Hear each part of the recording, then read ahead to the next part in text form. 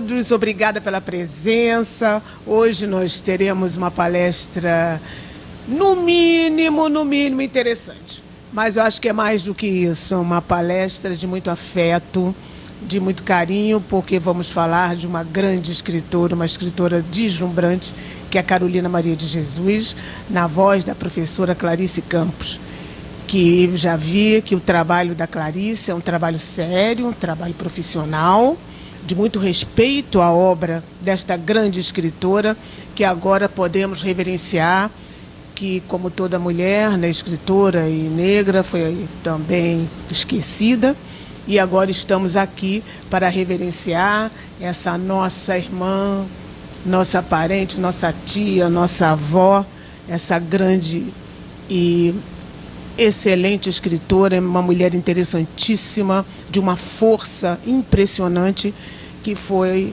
Carolina Maria de Jesus. Bom, professora Clarice Campos é mestra em Memórias e Acervos pela Fundação Casa de Rui Barbosa, especialista em Filosofia pela Universidade Gama Filho, especialista em Literatura Infantil e Juvenil e em Literatura Brasileira de Autoria Feminina pela Universidade Cândido Mendes, pesquisadora de narrativas e de escritoras negras brasileiras. A Casa de Riedel tem o prazer de trazer a professora neste seminário permanente de cultura negro-brasileira que temos aqui todo mês, todo final de mês, última quinta-feira do mês, temos esse seminário. Próximo encontro será com a professora Rosângela Malaquias, que vai falar do feminismo negro. Então, obrigada mais uma vez pela presença de todos. Vamos bater um papo informal com a professora. E, professora, pode ficar à vontade, até mais ou menos 8 horas. Depois tem um coquetel em sua homenagem, que isso é muito bom também. E vamos ter aqui uma noite muito agradável. Obrigada, professora. Obrigada a todos pela presença. Boa noite. Também quero agradecer a oportunidade, o convite da professora Suzana e os demais organizadores desse seminário. Agradecer a presença de vocês, dos meus amigos, né, da minha filha, do meu esposo também. E como a Suzana falou, é uma conversa, podem interromper a hora que vocês quiserem. E também, como a Suzana falou, Carolina merece todo o respeito, né? Todo o respeito do mundo, essa grande escritora brasileira que é Carolina Maria de Jesus.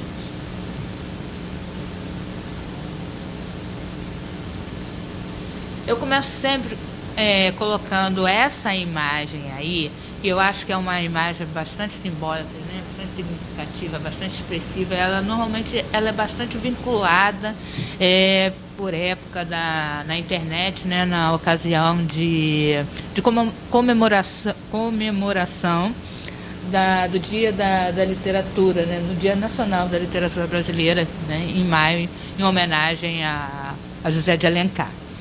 Né? Então, eu acho que abre bastante nessa nossa conversa, porque é uma imagem bastante masculina e bastante branca, porque é essa a representação da literatura brasileira, né? A nossa configuração é essa, né?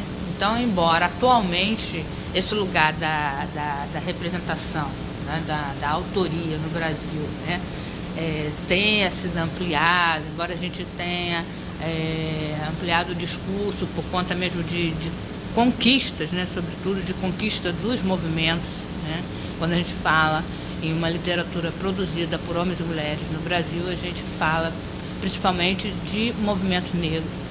E principalmente aqueles lá de 1970, né, com aquelas ações mais combativas e de combate mesmo ao preconceito racial e também para uma identidade negra positiva no Brasil. Bom,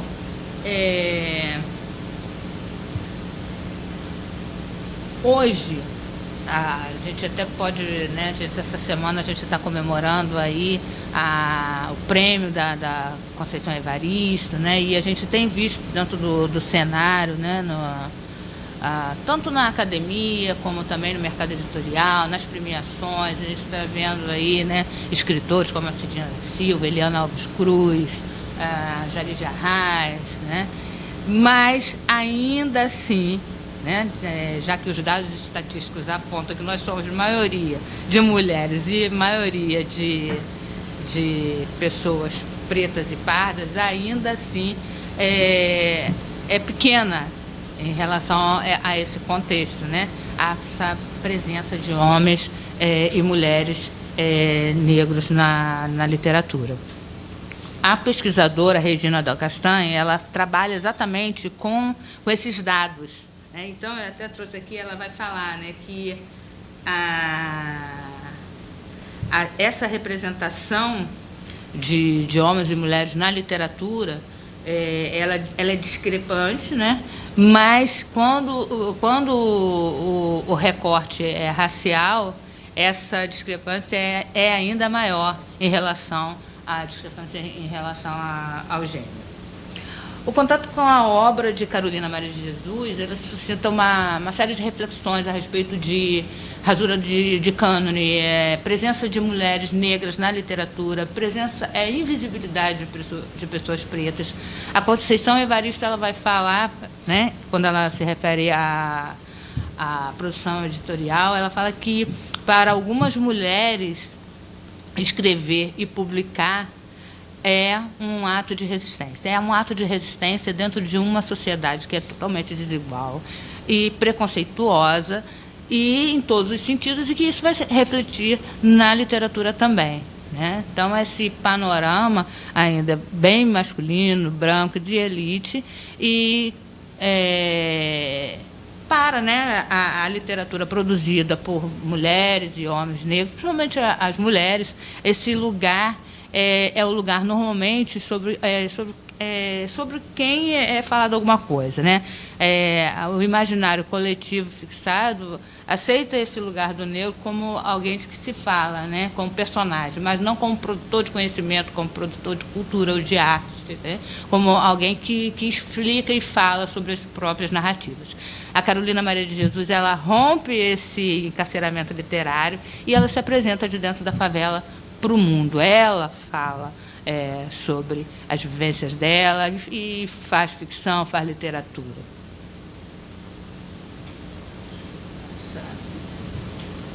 Bom, eu trouxe esse poema aqui também de um homem, né? É o Manuel Bandeira. Eu trouxe Manuel Bandeira, né, porque ele faz uma denúncia social, ele né, fala da miséria, ele faz um desenho, né, da miséria, e a gente consegue imaginar esse cenário a partir desse poema. E trouxe também porque ele é contemporâneo de Carolina Maria de Jesus, e na época da publicação havia aquele grupo que falava que aqueles escritos de Carolina não eram escritos de Carolina. E Manuel Bandeira é um dos autores que falava, não, isso aí só alguém mesmo que viveu poderia ter escrito. O bicho. Vi ontem um bicho na imundície do pátio, catando comida entre os detritos. Quando achava alguma coisa, não examinava nem cheirava, engolia com voracidade. O bicho não era um cão, não era um gato, não era um rato. O bicho, meu Deus, era um homem. Sobretudo após a pandemia, né, da Covid, isso aí eu acho que não só no Brasil, né, mas de uma maneira geral a gente tem visto como uma cena comum, né, famílias inteiras, né, nessa condição aí, né, que ele fala, né, de ser um homem quase como um animal, né, um animal irracional, pela questão da fome. Aí eu trouxe um outro também, que é um fragmento da Carolina. Nós somos pobres, viemos para as margens do rio. As margens do rio são lugares do lixo e dos marginais. Gente da favela é considerado marginais. Não mais se vê os corvos voando às margens do rio, perto do lixo. Os homens desempregados substituíram os corvos. Se a gente fizer uma comparação, né, com o poema, né, do Manuel Bandeira, a gente vê que Carolina, ela escreve da condição do bicho, daquele que ele fala lá, né, como sendo outro, e ela se coloca como essa pessoa aí que fala de dentro da miséria, que fala de dentro do lixo. A fome é um dos temas mais frequentes, recorrentes na obra de Carolina Maria de Jesus, e não por um acaso.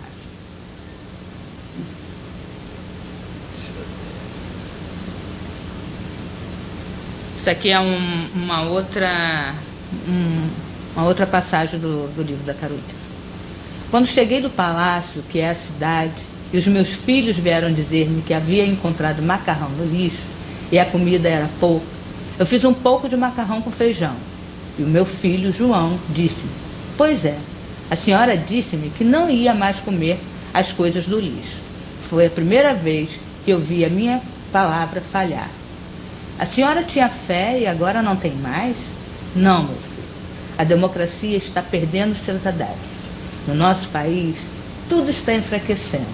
O dinheiro é fraco, a democracia é fraca e os políticos fraquíssimos. E tudo que está fraco morre um dia.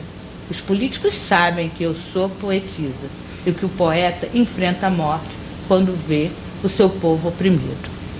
A Carolina, ela não tinha nenhuma dúvida de que era uma artista, uma poeta, e realmente ela era, né? E ela usa, né, lá a alegoria, a metáfora para escrever a cidade de São Paulo, que naquela época queria ser se apresentar para o mundo, né, como moderna, né, de uma cidade de progresso, e Carolina era exatamente o contrário disso aí, né? Aquela mulher favelada mesmo que era o que ela era, falando, exatamente, marginalizada,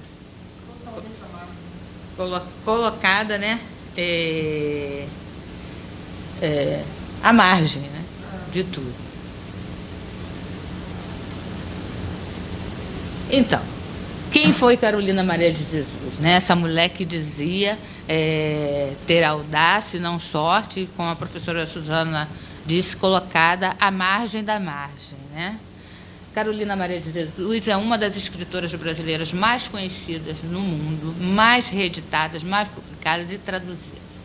Ela nasceu provavelmente em 1914, ela mesma coloca em dúvida o ano de nascimento, porque na época, tão pouco tempo da libertação do término da escravização de pessoas no nosso país, então o registro de pessoas negras não era algo tão comum, né? E ela nasceu na cidade de Sacramento, em Minas Gerais, no interior, onde naquela época a vida tanto de brancos como dos negros não havia mudado muito em relação à época da escravização. Ou seja, de um lado estavam os coronéis, os donos das terras, os seus agregados e familiares, e do outro lado a população pobre, a população com pouco acesso à escolaridade, com pouco acesso à educação, à saúde, e fazendo os trabalhos mais pesados. E era desse lado que estava a família de Carolina Maria de Jesus. Ela, ajudada por uma patroa da mãe, que se chamava, aí sim, Maria Carolina, ela conseguiu frequentar uma escola durante quase 2 anos, o suficiente para ela ser alfabetizada e para se apaixonar por livros e histórias. Carolina era muito leitora. Ela precisou abandonar a escola para acompanhar a mãe e o padrasto. Foi trabalhar como colonos numa fazenda, numa outra cidade. E para ela foi, né, ela fala, né, minha mãe encaixotava as panelas e eu encaixotava os livros, que era a única coisa que eu gostava muito, né, porque ela já era naquela época apaixonada pelos livros e histórias. Bom, lá nessa fazenda, lá quando eles não estavam mais dando lucro, o dono da fazenda mandou eles saírem e eles então voltam para Sacramento. Ela trabalha ainda com a mãe, como empregada doméstica e outros trabalhos informais, até que em 1937 ela vai para a cidade de São Paulo. Carolina Maria de Jesus, ela faz parte desse grupo né, que é estudado lá pelo Florestan Fernandes, que sai das cidades interioranas, e até hoje a gente sabe que isso acontece, né, com a perspectiva de um trabalho melhor, de uma vida melhor, melhores condições de... Migrantes, Sim, são migrantes. Eles migram do interior para as metrópoles, mas quando chega nas metrópoles, nem sempre esse sonho é realizado. Normalmente essa população vai morar nas ruas, vai morar embaixo dos viadutos, ou vai dormir nos abrigos noturnos, ou vai para a favela, e com Carolina Maria de Jesus não foi diferente. Carolina Maria de Jesus foi morar na favela do Canindé, às margens do Rio Tietê, em São Paulo. Essa favela não existe mais, e lá ela viveu durante 11 anos. Ela e mais 3 filhos, 2 meninos e uma menina, e a menina, que agora não é mais uma menina, que é a Vera Eunice, é uma professora que dissemina bastante a obra da mãe dela, e os rapazes já faleceram. Bom, a Carolina, né, ao tematizar sobre as questões da favela, as questões da mulher negra, ela inspirou e continua inspirando homens e mulheres, né, até hoje, após 60 anos de publicação do seu livro mais famoso, que é O Quarto de Despejo, Diário de uma Favelada. Lá na favela, Carolina, ela era uma catadora de papel. No lixo, ela encontrava, né, material para vender papéis, e também no lixo ela recolhia papéis onde ela fazia um registro, uma espécie de diário, onde ela colocava a vida dela, dos filhos, dos vizinhos, e refletia sobre a própria vida e sobre a escrita também. Sobre o abandono a que ela e os vizinhos também eram submetidos pelo poder público, precariedade, falta de privacidade, né? Toda aquela condição que a gente sabe que acontece, né, dentro das classes mais pobres. Ela fala muito da comida, da falta da comida na casa, da fome, da água, que havia uma torneira, né, para eles pegarem água de manhã, para a comunidade toda, e dos filhos, bastante dos filhos também. Carolina não só descrevia, Carolina ela refletia sobre o dia a dia dela. Auxiliada pelo Audálio Dantas, um jornalista que foi fazer uma reportagem na favela, ela lança então O Quarto de Despejo, Diário de uma Favelada, um livro que já nas primeiras semanas vendeu mais de 10 mil exemplares, numa época que não havia Instagram, nem Facebook, nem TikTok. Mas ela teve esse feito, em 2 anos ele já estava também traduzido. Ela mesma escreve do lugar dela, né?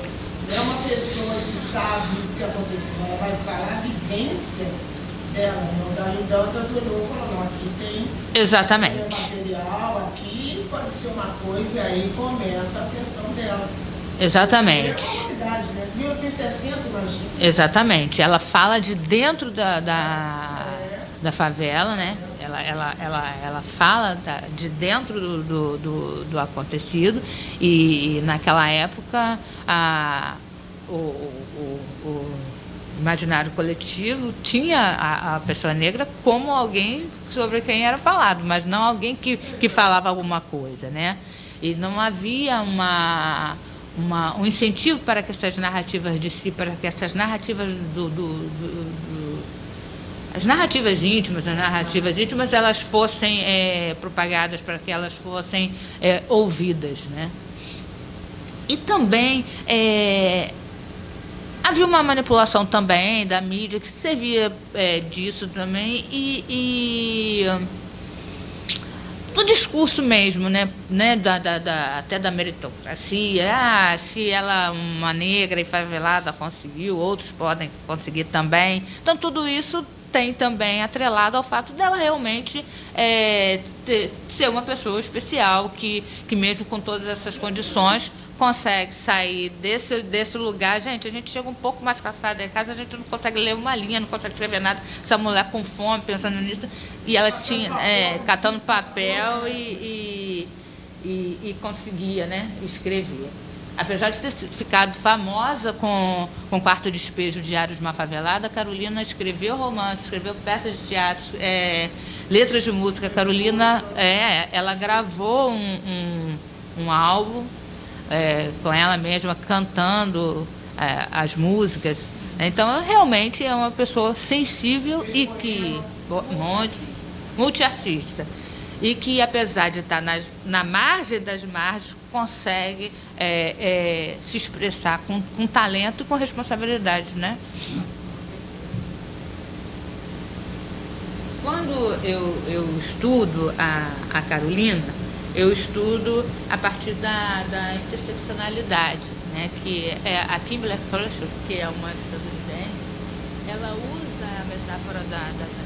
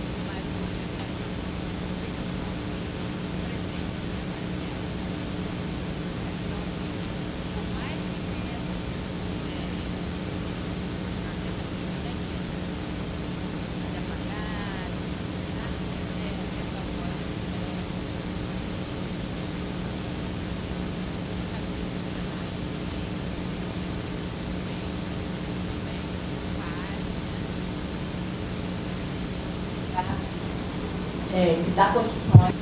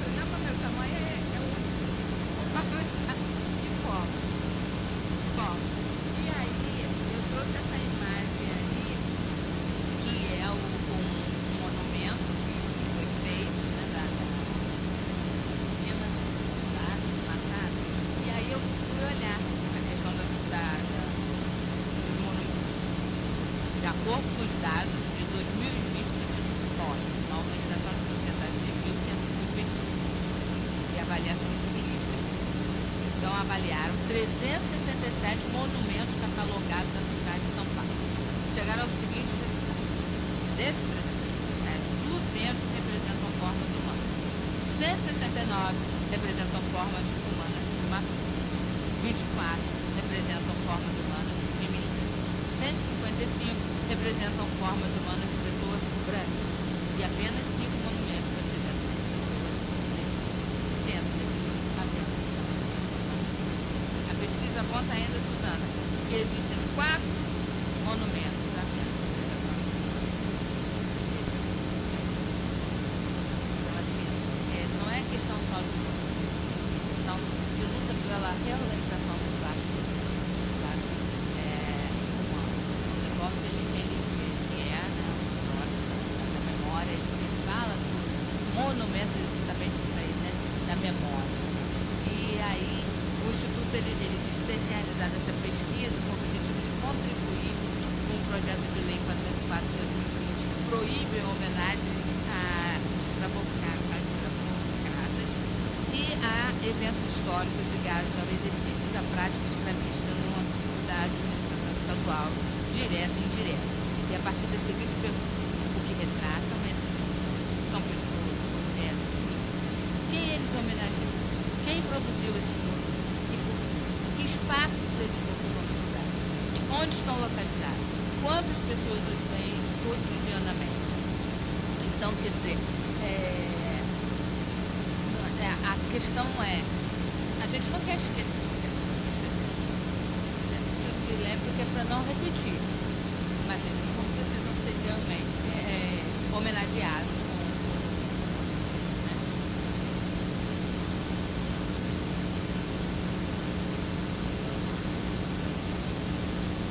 Ah, sim, mas aí Pereira Passos deu uma viajada.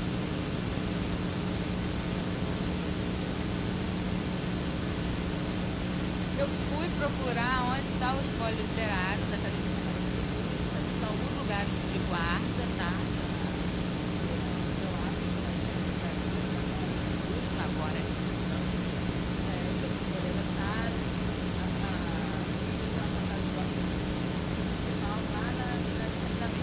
tem também na Universidade Federal de Minas Gerais, tem na Biblioteca Nacional, tem Carolina, eu poderia explicar por quê. E tem também, né, lá na família, né, do Otávio Dantas, tem algum material que ela vai passar lá com o Tom Faria, biógrafo, né, da Carolina. Vai até provavelmente ter uma outra.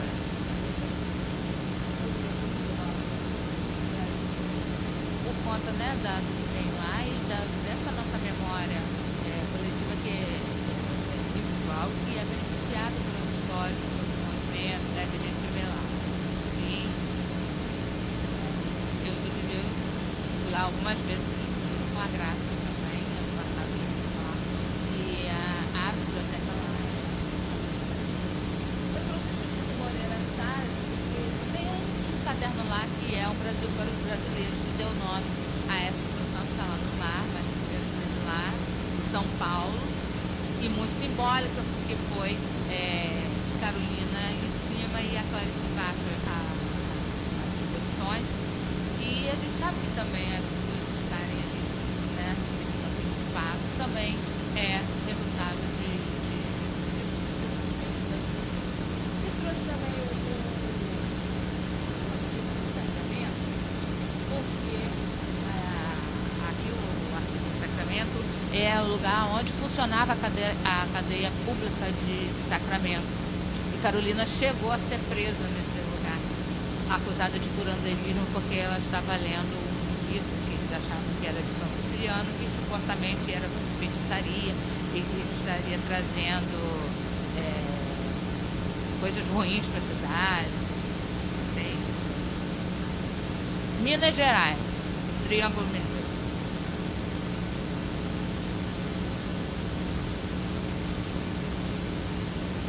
Muito.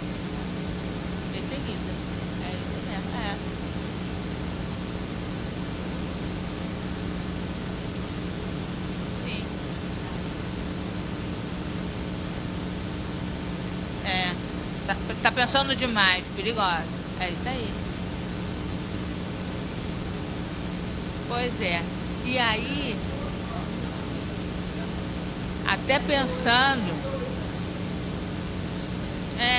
e até pensando no que a Soraya falou sobre aquele lenço na cabeça, eu gosto de colocar essa figura da Carolina aqui, né, perto do avião, porque esse avião também é um espaço muito simbólico, avião, elevador, né, é um lugar, né, são lugares assim, bem simbólicos, né, e Carolina fez várias viagens e tal, e essa aqui é uma delas, né, bem vestida, né, muito vaidosa, e ela para uma dessas viagens.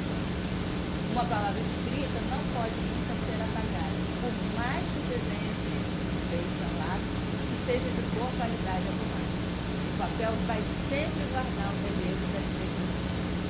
Ninguém pode apagar as palavras que eu escrevi. Né?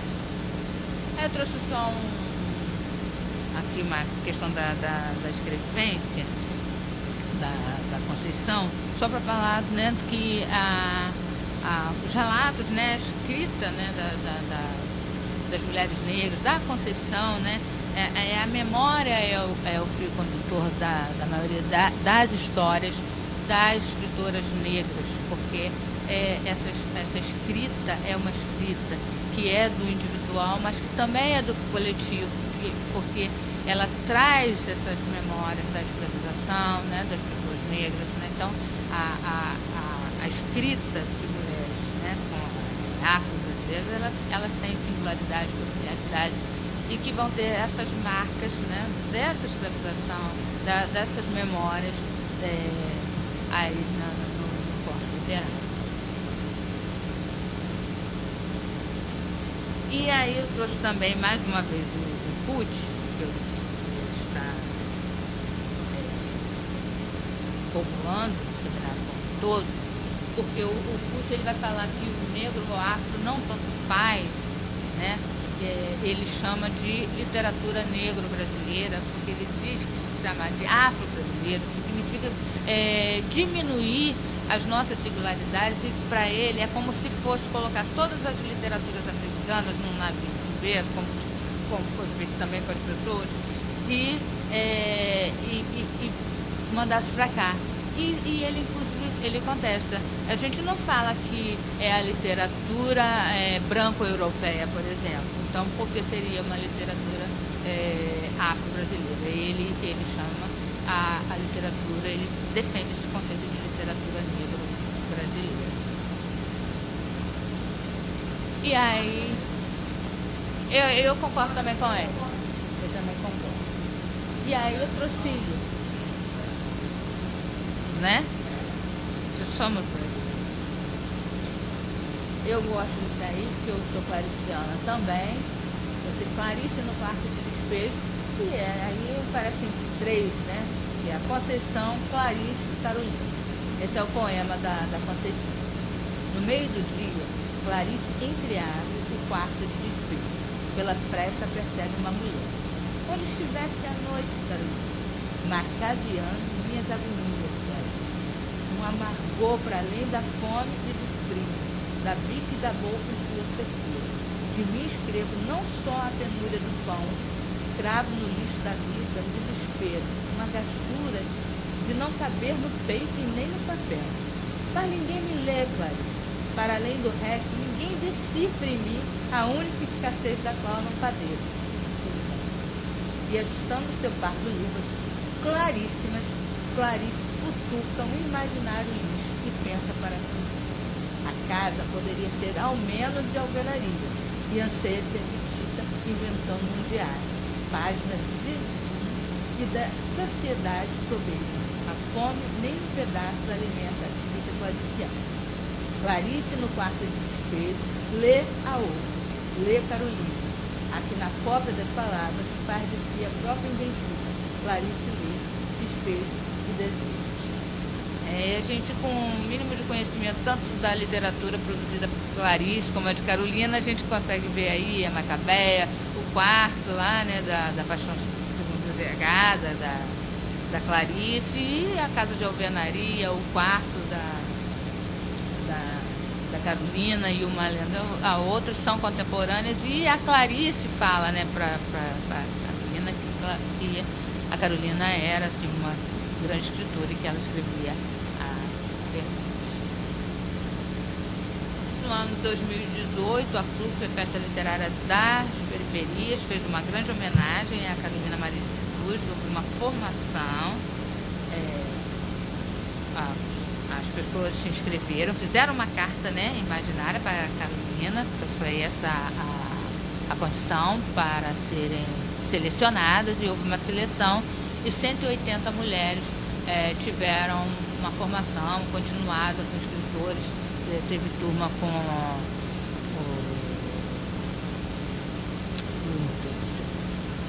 com a Eliana Alves Cruz, com a Itamar Vieira Júnior. A minha turma, por exemplo, foi da Eliana Alves Cruz. E aí, então, no final, houve essa publicação de Carolinas, né, a nova geração de escritoras, e eu faço parte desse livro aí, que é uma homenagem à Carolina Maria de Jesus. Algumas turmas fizeram diários, algumas turmas fizeram cartas, cada grupo, com cada escritor, fez um gênero diferente, e teve um grupo específico que eram de uma turma formada por catadoras de papel de São Paulo. Obrigada.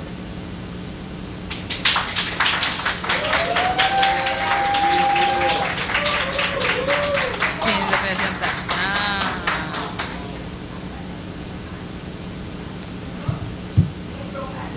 Não, Suzana, ela está reprovada por falta.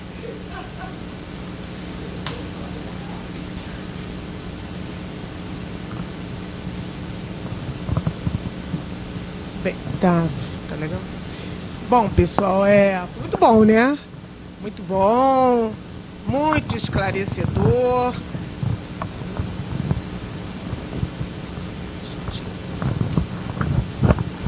Muito esclarecedor, e ficamos conhecendo mais, né, da Carolina. Eu queria te fazer uma pergunta, porque você falou aqui que ela já escrevia para jornal quando o Audálio encontrou, né? O Audálio já foi ao encontro dela porque ela já escrevia, né? Para o jornal, certamente. Não, ela tinha uma publicação mais ou menos de 1940. A Carolina, ela ia a todas as editoras, ela ia às redações de jornal, então ela já percebia os lugares onde possivelmente ela poderia conseguir uma publicação. Então, quer dizer, ela escrevia para outros. Embora fosse um gênero diário, ela escrevia para ter um livro.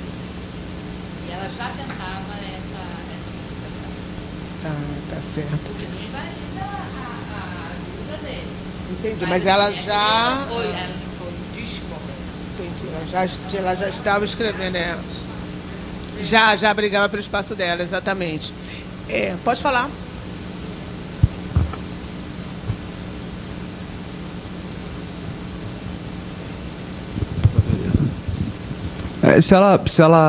Se tem esses escritos dela, antigos, década de 40, né, 50, era o que era? Crônica de jornal. E o rapaz do jornalista descobriu ela por acaso, ou será que ele já foi ver que na intenção que ela estava lá no Canindé e ia atrás dela? Então, isso que a Suzana está questionando aqui. O relato que é feito, que ele foi fazer e ele mesmo escreve isso, ele descreve assim como era esse quarto dela, que ele foi fazer uma reportagem na favela sobre um brinquedo, um playground que foi colocado na favela, e quando chegou lá tinha uns adultos brincando, né? Antes mesmo das crianças, antes mesmo de ter inaugurado, tinha uns adultos lá se balançando, e ele viu aquela mulher alta lá falando, gravejando, enquanto os adultos falando: olha, eu vou botar o seu nome no meu livro, você está destruído, está ameaçado de eu botar o nome no meu livro. Aí eu falei: que livro? Ela tem. Aí ele foi à casa dela e ele descreve esse quarto dela.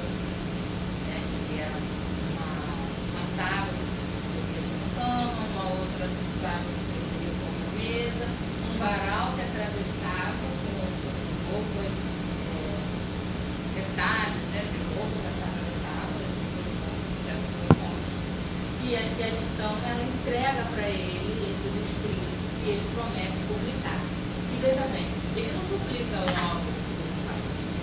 Ele começa a fazer algumas publicações dela nas revistas, no Cruzeiro, como se fossem algumas doses, assim, né, para uma propaganda que iria ser o Quarto Distrito.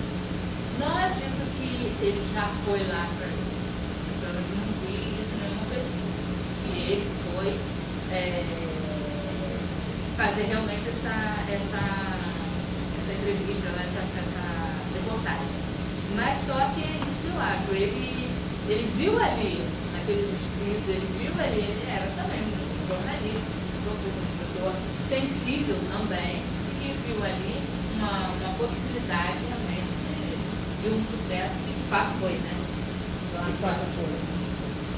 E lá na Academia Carioca de Letras, antes da pandemia, teve uma discussão com Domício Proença, eu estava presente, né?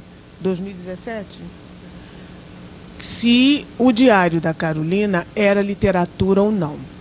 O evento era um evento que estava homenageando escritoras e escritoras da nossa literatura. Tinha Machado, tinha Lima Barreto, tinha Clarice, estava todo mundo lá, sendo homenageado. Cada quarta-feira era um escritor.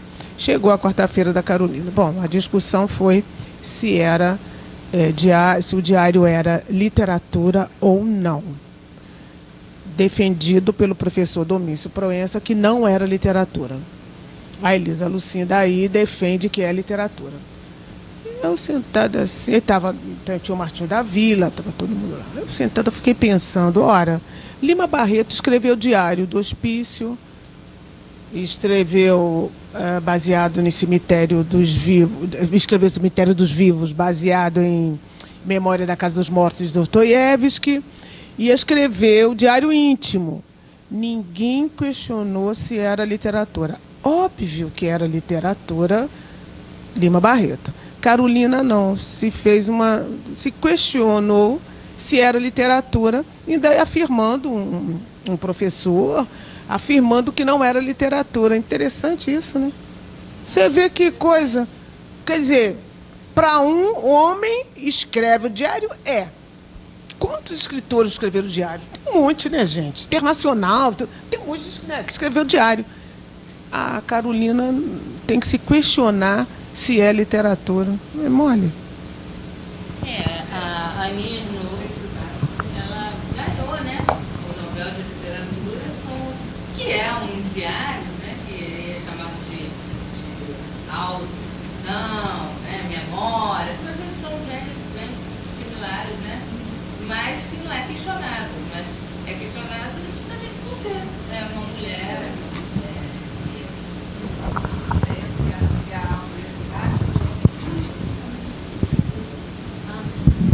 E a universidade tem uma tradição de se considerar, né, a instituição que oficializa quem é literato ou não, né, o que é literatura. Isso é um problema muito sério. Né, esse academicismo é uma coisa muito complicada, né? Exato. Muito complicado, que afasta muita gente boa, né? Sim, sim. E o povo não frequenta, né? Hoje o povo não está ainda dentro das universidades, né? Sim. Então, assim, essa literatura, né, do nosso povo não chega lá também. E quando chega é questionada, né? Porque ela interfere também os critérios que eles consideram como literatura. Né? Uma ditadurazinha, né? Sim. Digamos de passagem. Bem, pessoal, então encerramos essa tarde maravilhosa, essa noite gostosa, e agora vamos para um coquetel em homenagem à professora. Espero que vocês gostem. Foi feito com muito carinho, organizado com muito carinho, tá? Obrigada pela presença de vocês e até o nosso próximo encontro. E venham aqui, a Casa Dirce Rios está aberta para vocês, tá, queridos? Muito obrigada.